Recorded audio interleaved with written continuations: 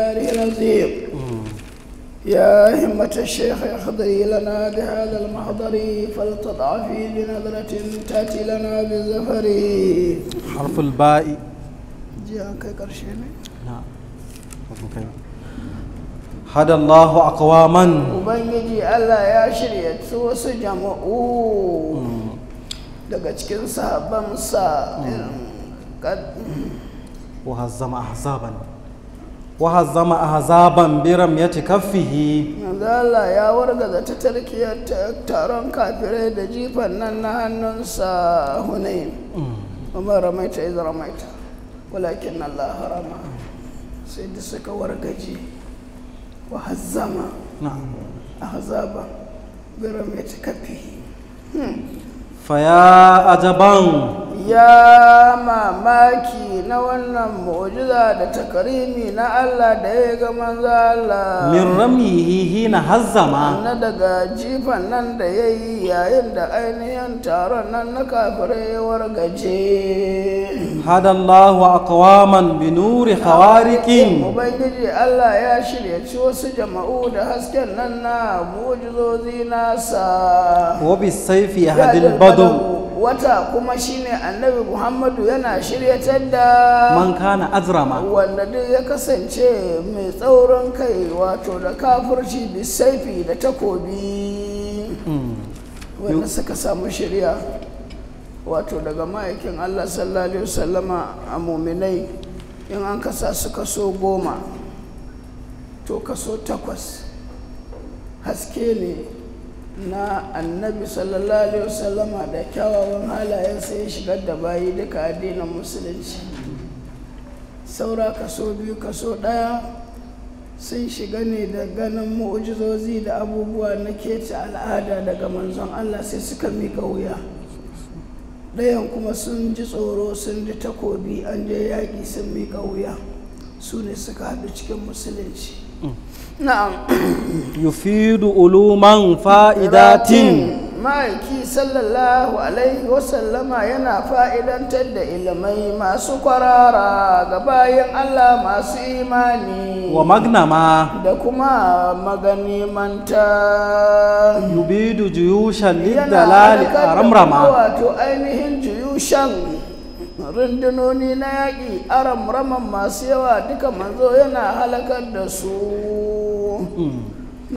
fa'amma hudahu al'arda sai shiryan manzon Allah ammal arda ya gamgame ƙasa karhan tilas an bi manzon Allah wa ta'atan wani gurin kuma sun bi shi da'atan suna masu da'a ba tare da tilastawa ba. fa'urbun Shehu ya ce kaga larabawa wa uzmun da bai bayi waɗanda ba larabawa ba arshadal kulla. manzo Allah ya shiryatar da dukkaninsu ammama gamgama su duka ma'aiki ya shiryatar da mu mun gode Allah ya ƙara annabi daraja. wa hatta atana ad-dinu Hade gashi addini ya zo mana na musulunci wal ilmu ilimi ma ya zo mana wattuqa da tsoron Allah walillahi shukrun godiya ya tabbata ga Allah bin nabi muhattama. godiya kuma abin lallaitawa ne bin nabi ga annabi Muhammadu sallallahu alaihi shine wasiqatul uzma sallallahu alaihi wasallam wa qad sara fina almuslimuna. hakika muna gode wa Allah gashi a cikin mu musulmi sun kasance wa indana a'immatu ilmin a tare da mu ko a gare mu akwai jagorori na ilimi su ne manya-manyan malaman nan masu mazhabobin nan su hudu a'immatul arba'atul mujtahidina maliku ko yawa abu hanifa sannan ahmadu bin hanbali sai imamu shafi'i a'immatu ilmi kenan da kuma makamantansu na da almajiransu. Na'am. salihuna takarruma. waɗannan kuma bayan Allah ne salihai na ƙwarai Allah ya ba mu su ne takarruman don girmamawa gare mu albarkacin manzo Allah Muhammadu wa fina rijalun sabiquna. a cikinmu kuma akwai mazaje waɗanda suka rigaye mun ji shehu manya girmamawa ne a cikin maganar soyayya da shauƙi da yabo to akwai wasu manya-manyan mazaje muna girmama su sun rigaye mu walfaralu lil mutaqaddimi kaga ladabi kenan ana girmama duk wanda ya gabata shi ne ce a cikinsu akwai sabiquna tun daga su Hassanu su Ka'abu su Safiya su Abdullahi dan Rawaha manya-manyan mawaƙan nan na zamanin manzon Allah wanda suka zauna gaban ma'aiki har ka tattaho ka gaggaro zuwa manya-manyan sufayen nan su Shehu Muhammadu Dakaji su Shehu Yahaya Sarsari ka taho ka zo dai har irin Shehu Abdurrahmanul Bur'i al-Iraqi ka taho dai irin waɗannan manya-manyan bayan Allah mawaƙan annabi irin wato su Shehu Abdulgani Annabilisi duk waɗannan sun rigaye mu muna girmama su muna gaishe su ka taho dai ka taho Hassanul Yusi da Hassanul Nawaji wayannan bayan Allah ba dama ne wajen yaban annabi muna girmama su har ka taho irin su Shehu Abubakar ibn al-Warraqi haka zo kuma irin su ibn al-Muhayyibi da Shehu wato Ahmadu al-Fazazi har kuma ma ka zo irin kansa Shehu wato Sayyidul Madihina a Shehu wato Yusufu bin Ismail Annabahani wa'annan can kuma kwalkwalwan jagoran Maula Musha Ahmad Tijani to ka taho wa'annan Shehu yana girmama su ce wa'annan safina rijalun sabiquna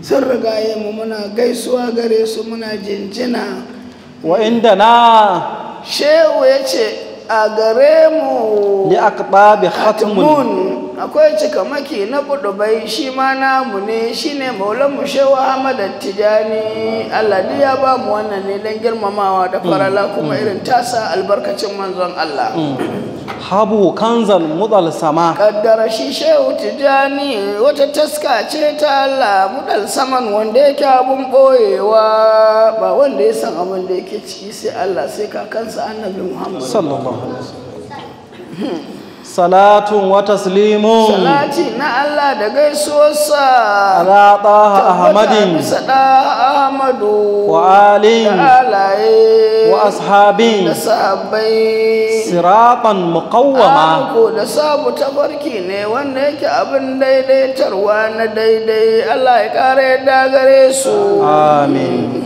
harful ba'i بليت بحب المصطفى الختم أحمد أبي الكون والأخلاق فرعا ومحتدا أتاني هواه قبل أن أعرف الهوى صليت بنيران اشتياقي يا أحمدا ألقت به والناس في سنة الكرى تمتعت منه الدار إذ كنت مفردا وزوهمت في هذا الزمان وإنني لفي جيرة ممن يروم محمدا ولكنني جليت قبل سباقهم وقللت تبريز القرون لأحمدا ولملا وإز العبد إز ملكه فضوء يمين الكون عبدا مسودا ألا يا رسول الله وارفع شكايتي إليك وحالي ما ترى العبد سودا فهاجي وهاج المسلمين أهلته عليك فجبت النفس هرا مسلمدا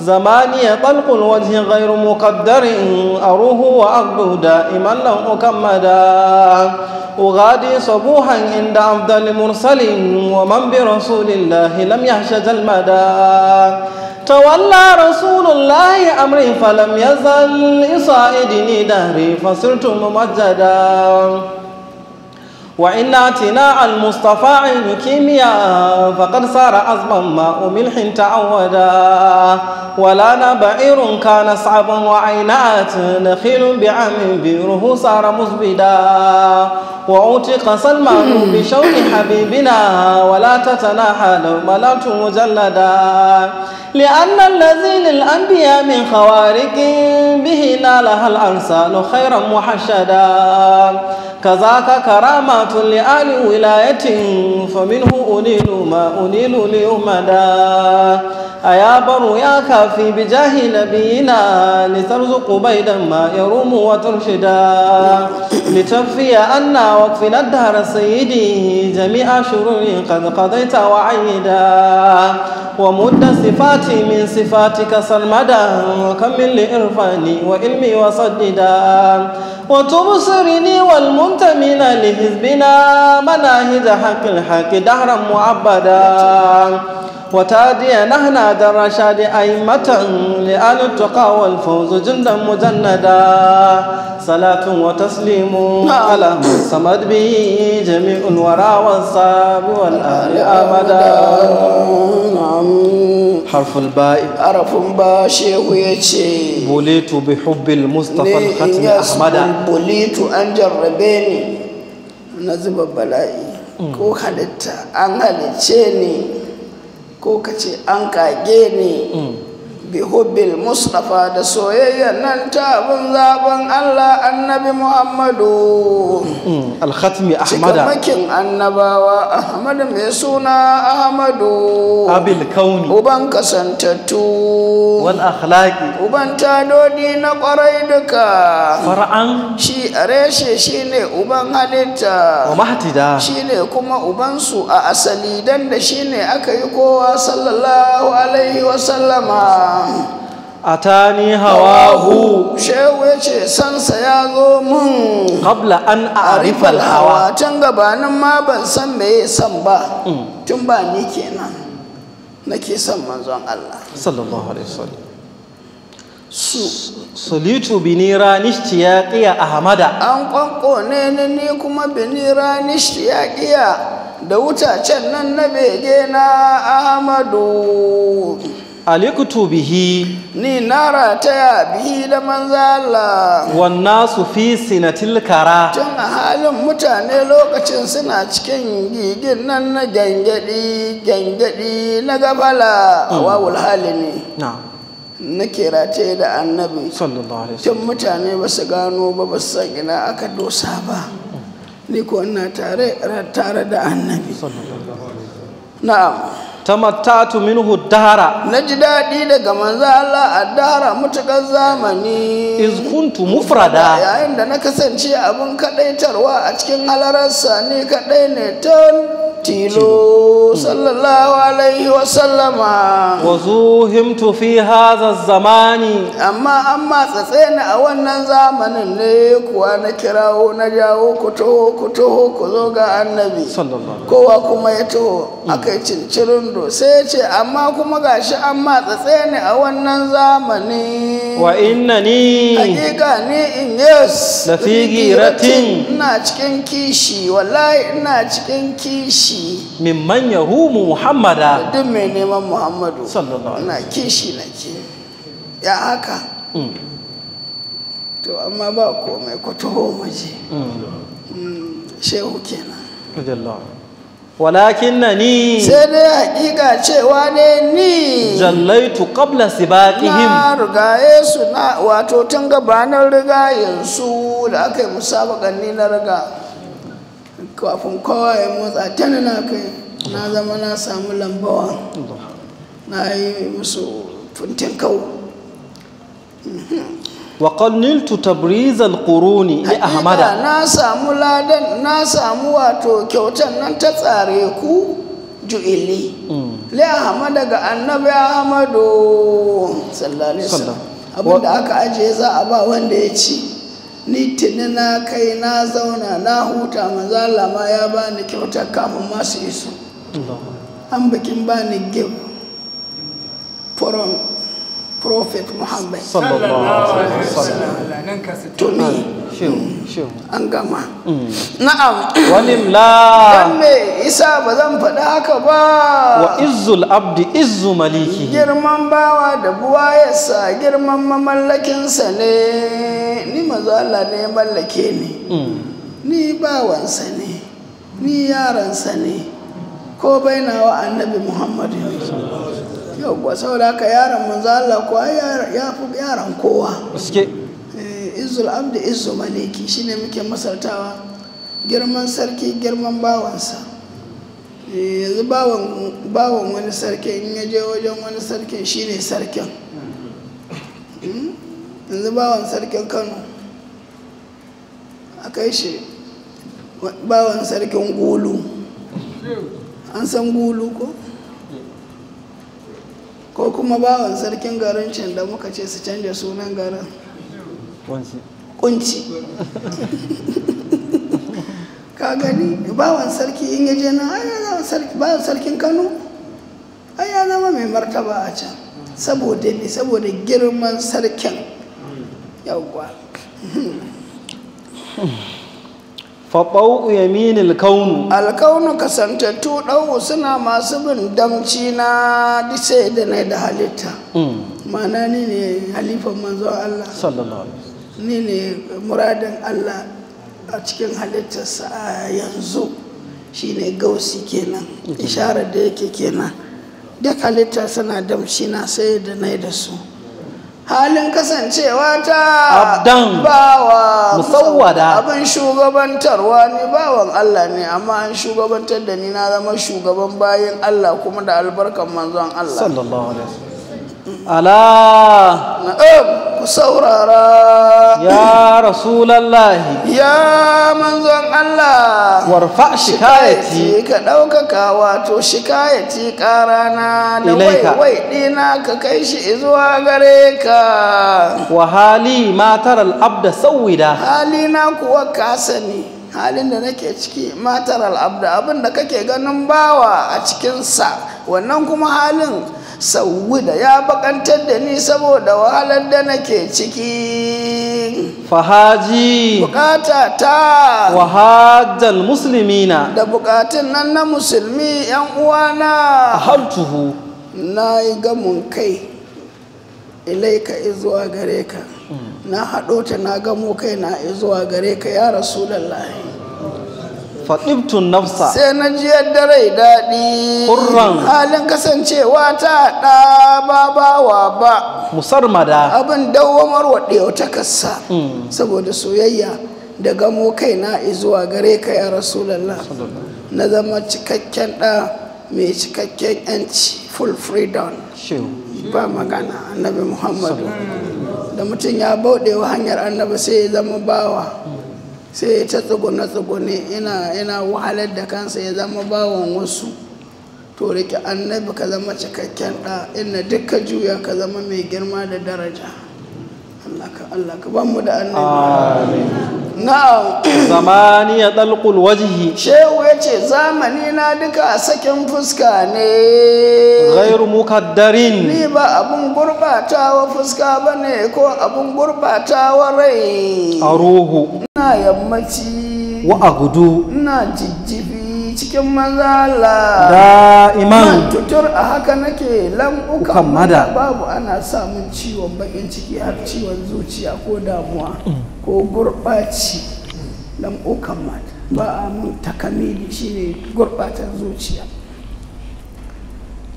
ugadi sabuha inda abdal mursalin, ina sammakon kalacin nan ga mafificin manzanni wa man bi rasulillahi lam yahsha jalmada, wanda duk ya zama haka ga manzon Allah yammaci jijjifi kalaci ga manzon Allah to babu yana jin tsoron wani mai tsaurin kai jalmadu kenan.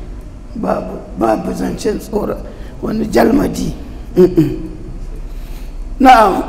tawalla rasulullahi amri, Shehu ya ce manzon Allah Muhammadu ya jibanci lamarina. falam yazal yusaiduni, Bai zama yana gushewa ba, yana mai taimako gare ni. dahari Mutukar zamani na mai taimako na annabi Muhammadu ne. fasirtu mumajjada, Sai na zamanto abin girmamawa saboda samun taimako da jibincin lamarina wa daga manzon Allah.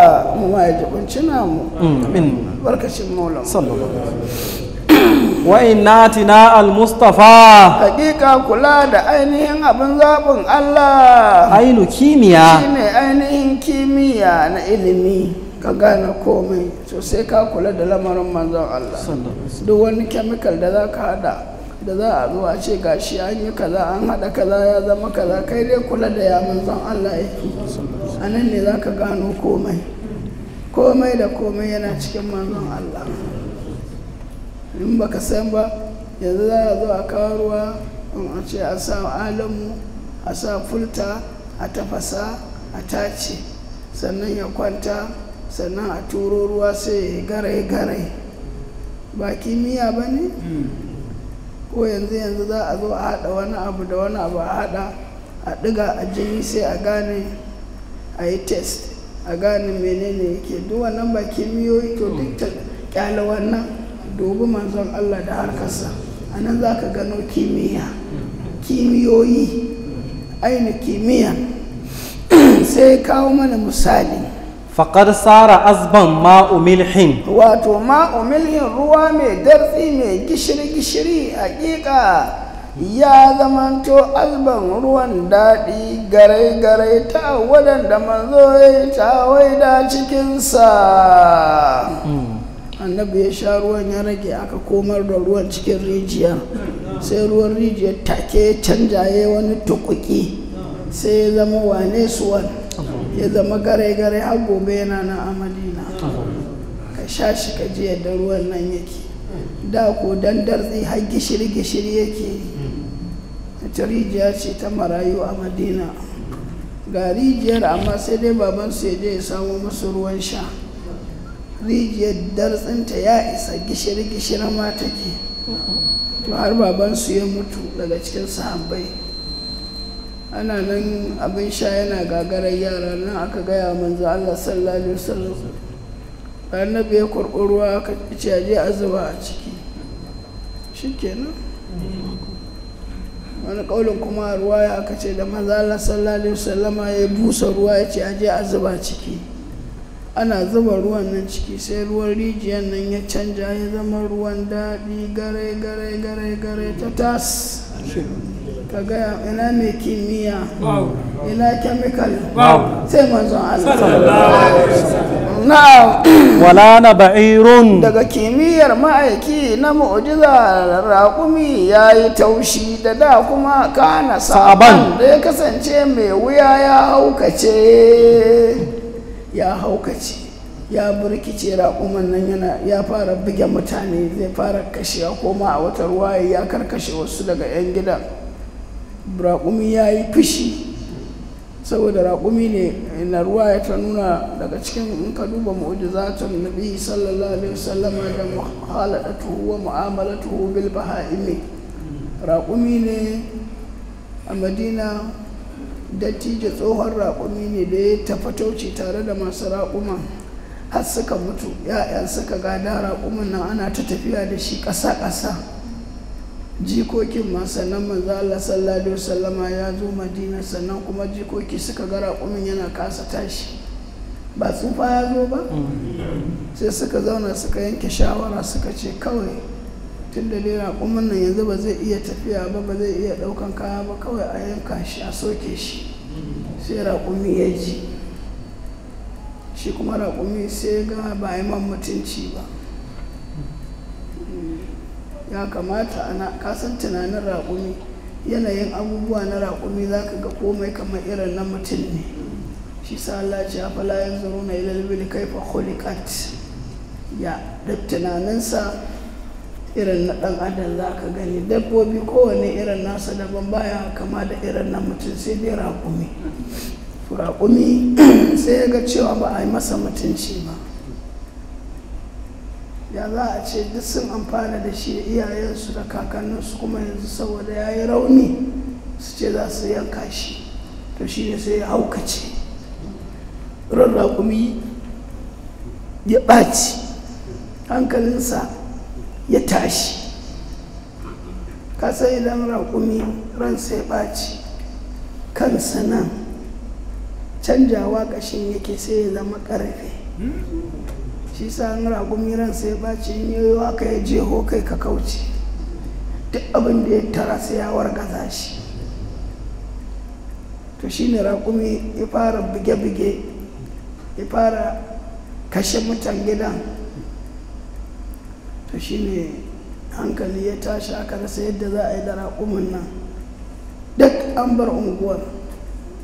Labari ya zo wa ma'aiki alaihi salatu wassalam, shi ne annabi ya je don ya sulhunta su da raƙumin. Wanda suka tafi tare da annabi da yawan hankalinsu ya tashi da annabi zai shiga shingen raƙumin, saboda ba ma gidan ba unguwa duk an bar unguwa, saboda raƙumi ya zama ɗan ta'adda. In ka girmama raƙumi yana sani, in ka wulaƙanta shi yana sani.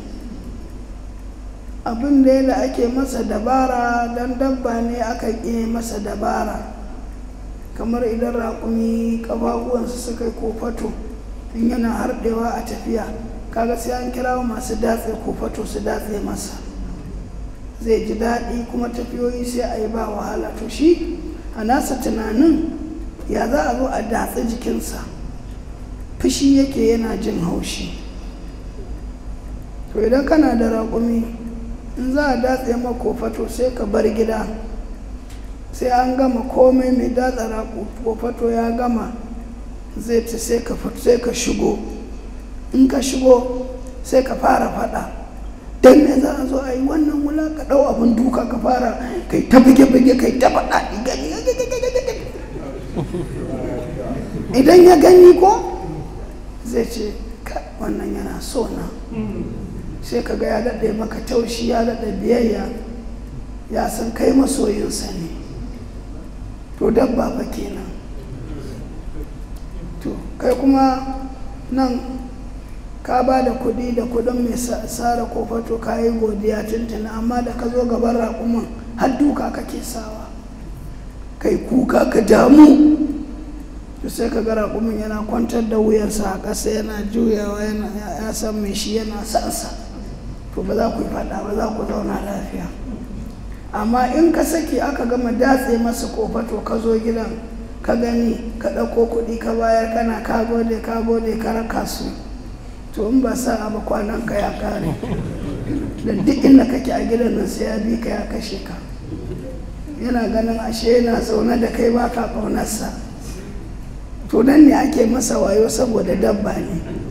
To saboda haka sai manzo Allah sallallahu alaihi wasallama izo gidan. Da ya zo sai annabi ya shiga shingen, raƙumin yana cikin wannan haukan. Kasan raƙumi ko ransa ya ɓaci, kansa yana zama ƙarfe, wuyansa nan duk yana canjawa, ba nama ba sai ya juye. Idan kuma ya ihu wuta na fita, to ya fushi kenan. Kaga hadisi ya inganta da annabi ya ce fushi daga jahannama ne. Har manzo Allah ya ce idan mutum ya fushi ka dubi idan sama, za ka ga yayi wani jajawuro, to garwashin jahannama. To raƙumi in ya fushi, in ya ihu, wuta ce take fita daga bakin fal. Kai ka matsa a baka biza. To shine sai annabi ya shigo, hankalin sahaba ya tashi.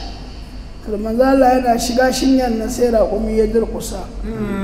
Aka ji sautin raƙumi yana gaisuwa, yana assalatu wassalamu alayka ya rasulullah, assalatu wassalamu alayka ya rasulullah. Sannan manzo Allah ya magana da raƙumi ya gaya masa abin da ya dame shi, abin da suka yi masa na rashin yakana, na rashin sanin ya kamata, dan na tsufa za su kashe ni su ci ni. Ba sa tuna cewa ga abin da na yi musu, ba sa tuna cewa hidimar da na yi ba su dubi wannan ba, su ci gaba da kiwata na har ta Allah ta kasance. Shi ne zan shi sa ni ban na raina ya ɓaci, ya rasulallahi kai haƙuri. Sai manzo Allah ya ce a'a, kai nake ba wa haƙuri, saboda haka bari mu sulhunta. Sai manzo Allah ya ce masu gidan su zo, su leko su koma. Manzo Allah ya ce ku shigo ba komai, ba dan annabi yana gurin ba za su shiga ne, annabi yana tsakaninsu. Sai manzo Allah ya gaya musu to wannan raƙumin ga abin da ya dame shi, ga abin da kuka shirya za ku yi masa, ku bai shi, ku ci gaba da bashi abinci da bashi ruwa ya huta. Duk mai rai wata rana zai zama babu shi, amma yanzu ku ce za ku huda shi, za ku soke shi, za ku kashe shi, saboda ya kasa, shi ya ce ba yi masa mutunci ba, saboda haka kuma ku janye. Suka ce ya Rasulullahi, bisa umarninka mun janye, ba za mu kashe shi ba, ba za mu yanka shi ba, ba za mu soke shi ba. Kun yadda? Mun yadda. Kun yadda? Mun yadda. Sai manzo Allah ya ce da raƙumi, to ga su sun yarda ba za su kashe ka ba, ba za su soke ka ba, za su ci gaba da kula da kai har rayuwarka. Kai ma ka yarda? Ya ce ya yarda. Ka haƙura na sulhunta ku zauna da juna lafiya. Ka yarda? Raƙumi ya ce ya yarda. Kun yarda. Sannan manzo Allah ya ce to shikenan. Sai manzo Allah ya ce su shigo kusa da raƙumin. Suka shigo, raƙumin ma ya miƙe, suka ɗan tattaba shi, aka gewaya, aka yi sulhu. Sannan manzo Allah, shi ne wannan mu'jizar ita ce shehu yake faɗa, wala na ba'irun kana sa'ban. Raƙumi ya yi taushi da ya zama mahaukaci yana kashe mutane saboda umarni ga manzon Allah, ya ji magana annabi ya bi. Allahu akbar. Annabi sarkin daraja, dabbobi ma kenan. Tamadatu hadal kauni tadri Muhammada. Ina ga dan adam har a samu wani mutumin da zai ce shi zai taɓa martaba annabi ko zai ga rashin girman annabi. Dabba ta fi shi daraja har gurin Allah, ba a yi shi ba, ya fi, saboda annabi kadarinsa ba kaɗan ba ne. Allah na girmama shi, bai gushe ba yana girmama shi. Kuma Allah baya yin mu'amala alkhairi a duniya ko a lahira, baya yarda, baya ni'ima sai da masu girmama manzon Allah. Allah ka ƙara ba mu girmama shi, Allah ka ƙara samu daɗa gane shi, Allah ka samu daɗa son annabi. Hanya ta kaucewa tafarkin annabi ko ƙaƙa take, Allah kanka nuna mana. Na'am, aina nakhilun, ɗan dabino ya nuna bi amin a shekara ɗaya talta. Isa Salmanul Farisi biruhu sara musbida, yace kuma rijiyarsa na Usmanu na Madina ya zama mai kumfa, mai tashin ruwa da kumfa da sababin addu'ar manzon Allah. Shi wancan kisar rijiyar mai ruwan dartse, annabi ya busa ruwa, shine aka zuba. Wannan kuma rijiyar Sayyidina Usman da aka zama to ga ta nan, Sayyidina Usman ya siya, an bayar, an yi yasa biro Usman, an yi yasa, duk ruwa yaki ta bushe har an gaji. To shine annabi yana kurɓar ruwa, ya ce aje a zuba. Ana zuba ruwan nan da ya dinga tukuki yana yo sama, ruwan nan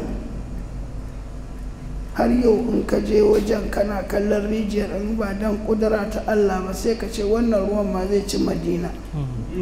Don gashi nan muna zuwa ɗiba za ka yi, rijiyar ta cika kuma tana cika, tana ƙaruwa, za ka ga ruwa yana juyawa.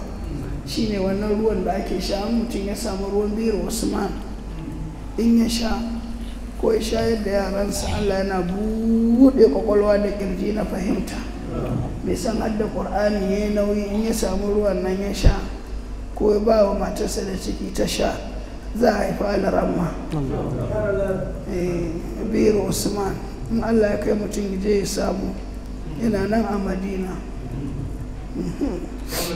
wa utika Salmanu, to an yanta Salmanul Farisi bi shauki habibina, da sababin shauƙin nan na masoyin mu annabi Muhammadu. wala tatana halau mala'atu muzallada, an kaɗo da aina an ta hilon bi amin. Sai kuma aka yanta Salmanul Farisi, sai na Abubakar ya saye shi. Shi kuma da aka ce ga dabino, sai ya je ya shuka dabino, sai dabino ya fito, za a bar shi ya tafi gurin manzo Allah, sai icen dabinon ya ɗago. Annabi sallallahu alaihi wasallam shine ya je ya karɓi ƙwallayen dabinon a hannunsa. Ka san yanzu ka shuka dabino sai ya shekara 19 bai fara hudowa ba ma. Manzo Allah yana karɓa, ina aka ce ka shuka nan da can da can, da annabi ya sassa ya mai da ƙasa, juyo kowane gindi da annabi ya shuka take ya fito ya ice ya ganyen nan mai ba a take a shekara ɗaya tak dabino ya nuna an ɗiba an ci. raga shi ko dabino inda aka ce in mutum ya shuka shi ba lalle ba wanda ya shuka shi ya ci shi, saboda yana shekaru kafin ya fito ya zama abin da ya zama, sai dai mai yawan rai. Amma take annabi ya shuka ya fito, kuma yana fitowa dinnan ya nuna shekara, kuma shine ainihin gundarin wato mu'jiza ta manzon Allah sallallahu alaihi wasallam. Sai aka yanta Salman al-Farisi, sai na Abubakar Siddiq kuma ya saye shi ya fita daga bauta ya zamanto cikin manya-manyan na kusa da manzon Allah. Bawa ne kuma baki ne, mutumin Farisa ne, a Jamani ba balarabe ba ne, amma saboda shauƙinsa da manzon Allah da amanarsa da girmamawarsa da annabi da zuciyar ba komai sai Allah ya zaɓe shi ya girmama shi. Shi ma yana daga cikin mubashiri na bil jannati, dan annabi ya masa bishara. Ina cikin mubashiri na hadisai daban-daban sun tabbatar da shi ma ina daga cikin waɗannan annabi ya masa bishara da aljanna. Saboda haka kaga zama da mutanen Allah dan Allah shine riba. Shugaban mutanen Allah, shugaban na Allah duka annabi Muhammad sallallahu alaihi wasallam. Ko sannan Salman al-Farisi ya zo ya musulunta, dattijo ne dan yana da shekara 60 daidai, shekararsa 60, sannan ya cika 60 sannan manzon Allah ya shigo Madina, ya zo Quba, a sannan suka haɗu da manzon Allah. A wannan haɗuwa da ya cika shekara 60, a sannan ya miƙa wuya ya musulunta ga addinin Allah. Kuma sai da ya shekara 60 da bayan musuluncinsa sannan ya yi wafati, domin wato manzala sallallahu alaihi wasallama da hijirarsa shekara 40 daidai Salman al-Farisi ya yi wafati, shekara 50 sai da ya shekara hijira manzala sallallahu alaihi wasallama shekara 50 sannan ya yi fati. Ya daɗe ya da shekara 120, 100 yana cikin wato ainihin kafin musulunci a 60, sannan shekara 60 kuma yana cikin musulunci, saboda yardar annabi da shi, saboda faralar da Allah ya yi masa. manzala wata rana ya ce, Salmanu minna ahlul baiti, kai Salmanu ahlul baiti ne namu, daga yau kai ahlul baitinmu ne. Ma'ana nasabar gidansu Salmanu ta can Farisa a lahira ba za ta yi aiki ba, da nasaba ta zai aiki. Shi ne aka ce in sharifi ya burin ƙasa sai ya baka sharaftaka, wani saboda soyayyar da kake mana. To ka san sharaftaka a Kano za a baka sharaftaka, kai ka zo ka baka sharaftaka, sai mota ta tashi bal ka shiga ka kashe ka fito baka kone ba sannan kake shan. Ba haka ba ne. Su masu jinin ne su yadda kai ma nasu ne, suna jin suna son ka zama ɗan jinin gidansu, kai mun baka kana tare da mu, an gama. Sai an je lahira ana zaton za a ganka can cikin maguzawa, a ganka cikin larabawa, ka tashi cikin ahlul baiti, nasabar aka baka. Kuma suna da damar haka. Hamma masu ganin an taɓa wutar sannan ba a ƙone ba, sannan sharu ya cika sharu, idan sharifin ya ce ya ma ban mana ya yadda kai jininsa ne, wutan ma ba za ta ƙona ka ba. Kuma karaman ma sai ka yi. Inda gawar ka zan wani sharifi ya yi karama haka ya fito da ƙasa, to kai shiru wadda wace irin karama ce, kai in ka fitar da kuɗi man, wannan zamani ya yi ba na karama wazo ya shi wace. To saboda mazala shi ka duba shehu a cikin jawahirul bukhari fi fara'il nabiyina Muhammad al-Muqtari na shehu Yusufu wato annabahani kaga ya fitar da wannan hadisin da wasu hadisai tili akan Salmanu na cewa Salmanu ahlul baiti ne shi sharifi ne jika manzon Allah ne ta jini annabi ya bashi to jikoki ma suna bayarwa ina kakanni annabi Muhammadu saboda haka mu yi soyayya wani tsananin tsabar son na annabi zai kai mutum kai kan wani mukamin da bai ma san ya kai ba sai ran da zai bar duniya nan ana cewa jiki ya tsanani wani zai mutu can ko kana ta ganawa annabi yana cike maka fon ka shiga gidansa sabon soyayya shi sa mutane mu'mine mu rike annabi sallallahu alaihi wasallam da girma da daraja na san annabi Allah kadai ya san me ya tare me san annabi da hidima da riko da manzo Allah baya sanin ina ya kai sai dai Allah sai dai kawai maganar annabi da ya ce annasu niyamun wa iza matun tabahu mutane bacci suke idan sun mutu ne suke farkawa to a kowane bangaren farala haka ne mutane ba sa sani ku dai ku so annabi ne mu bi dai annabi mu rike sunna mai ta salati mai ta yabo wanda za su taba daraja annabi ko martabarsa ka kau da kai ba ruwanka kar ka saurara ba nan kake ba to irin wannan sai Allah ya ta baka wasu mukamai mai hankali ko a duniyancen ya san wannan in ba yan gidan annabi ba masu kaiwa ai da yawa shehannan da bayan Allah waliyan ko masu hidimar za ka gansu kawai dai ga sunan ne dai ba tonawa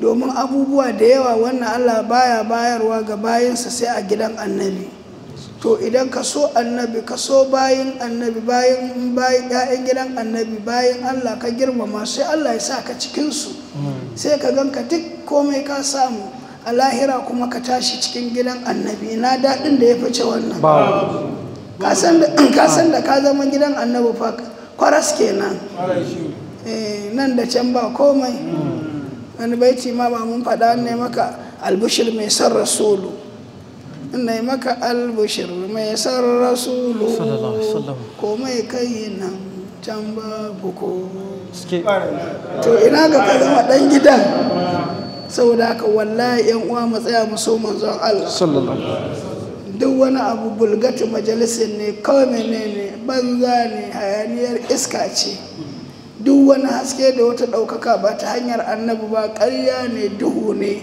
malam alfazazi ma ce fa kullu dhiya'in dunahu fa huwa duhumatun ne duhun makirin Allah ya bar mu da annabi na'am wala tatanaha law malatu muzallada shehu yace kawo mamakai da mujizozi na ma'aiki babu tana karewa ko da zan cika wato ainihin mujalladai لأن الذي للأنبياء من خوارق kenan ga annabawa na daga keta al'adai na mu'jizozi bihi nalahal arsalu da shine ma'aikan Allah duka suka samu khairan kuma alkhairi ne muhashshada abun gwabantawa duka sun samu ne daga manzo Allah kazaka karamatun haka nan karamomi li ahli wilayatin ahlun wilaya sune waliyai salihan bayi duka sun samu ne daga manzo Allah faminhu unilu ma unilu daga manzon Allah ne suka samu abin da ainihin suka samu abin da aka saman musu sun samu ne duka daga manzo Allah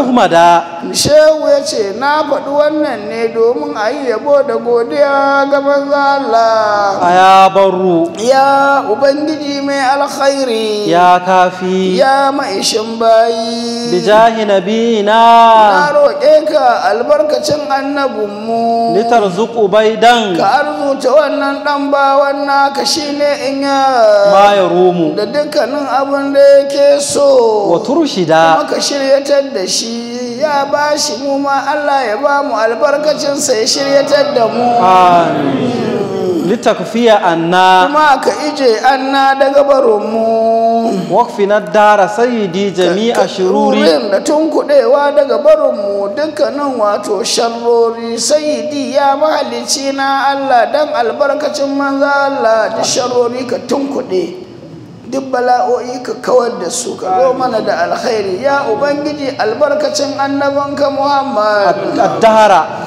mutukar zamani qad qadaita wa ayyida sharrorin da hakika ka hukunta su kuma ka karfafe mu abinda ka tabbatar ka hukunta zai same mu na sharri to Allah ka kawar da shi ka canja shi ya zama alkhairi dan albarkacin manzon Allah a nan kaga hadisi na manzon Allah da ya ce ba abin da yake juyar da kaddara sai addu'a to gashi shehu ya ce abin da ka shirya ka tabbatar ma'ana na ƙara'inka da zai same mu to ka canja shi ya Allah ya zama alheri ka kuma ƙarfafe mu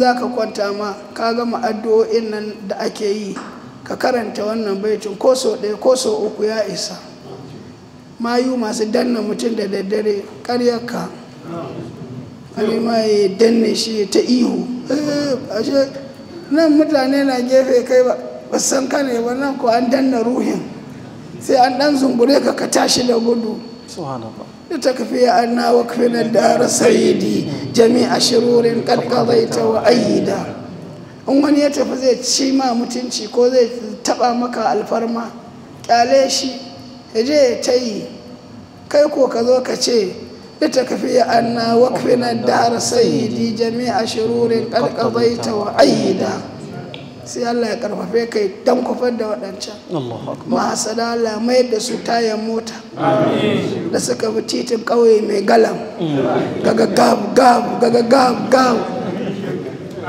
kai ko kana cikin motar ma ƙila bacci kake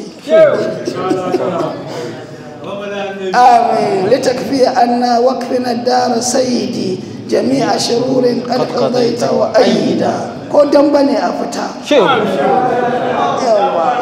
alhamdulillah na'am wa mudda sifati kai dadi daga sifofina ya ubangiji Allah min sifatika daga sifofin nan naka sarmadan tutur tajallan kai tadira ciki na saboda albarkacin oga sallallahu alaihi wasallam na'am wa kam min li irfani ba fa za su gane ba fa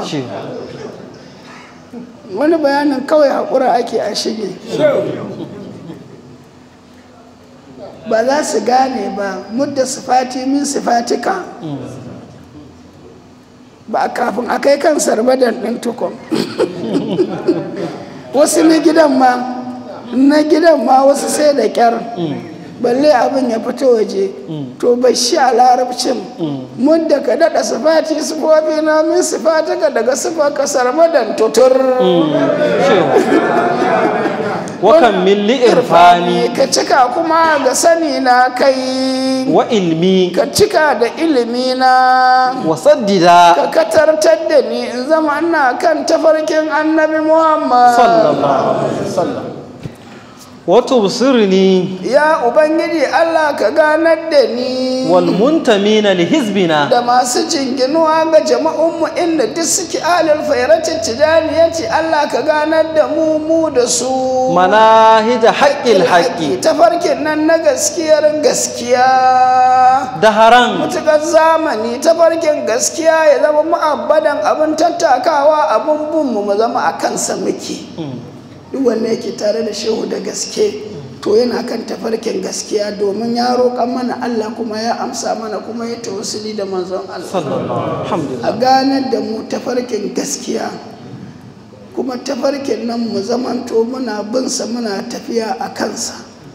shine yadda shehun yake mu kiyaye dokokin Allah mu kiyaye rukunan addinin Allah mu bi sunnoni na manzon Allah mu ɗabi'antu da ɗabi'o'in manzon Allah na daga haƙuri da gaskiya da ibada da yi don Allah ikhlasi sannan da zumunci da biyayya da kyautatawa duka mutanen shehu Ibrahim a haka suke in ka je ka samu wani ya bauɗe ba haka ba to ba shi ba shehu ne Allah ka kiyaye mu kuma mutanen shehu faizan nan da ake ji mutane ne bayin Allah ne masu biyayya tun daga iyaye don haka aka gada haka aka koya daga sayyidul wujud duka sahabban nan nasa zaka ga ba dama ne wajen yanzu shi Salman al-Farisi da muka yi magana sa radiyallahu anhu ai bin iyaye yayi kuma ba a addinin musulunci ba tun a fatara yake tare da iyayensa ba zancen musulunci ake ba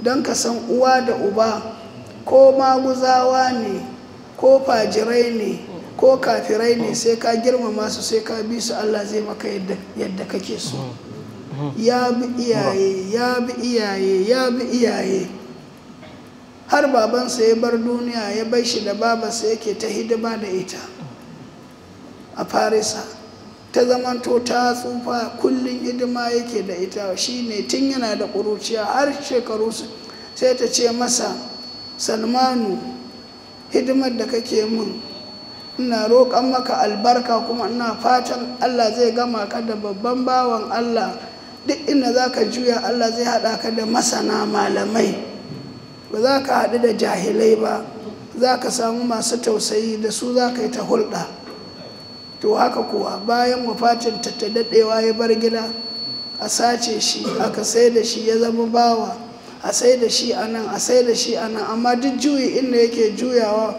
baya zuwa inda zai wahala sai ya samu inda ake tausaya masa saboda ya bi uwa ya yi mata hidima hatta yi masa fatan alheri ana nan inda za ka gane bin iyaye ba wasa nan ne biyan bukata kacaf sai ya fada hannun manzon Allah ai an gama ya zama shi kenan kaga tuntuni ta masa addu'a ta mutu tuntuni sannan mutum ya bi iyayensa kowa ina gaya masa wallahi kowa ya miƙe lallaba su daga nan ake samun alheri daga nan ake gamuwa da sharri ba wai connection ɗin fita kasuwa ba ne ko ƙulle-ƙulle ko haɗa-haɗen business ba nan arzikin yake ba bin iyaye da kyautata musu shine ga munan duka cikin almajiranci muke har gobe a durkushe muke karatu muke yi ba san wani waje ba sai karatu amma albarkacin bin iyaye da suka yi mana zamana to ga munan dai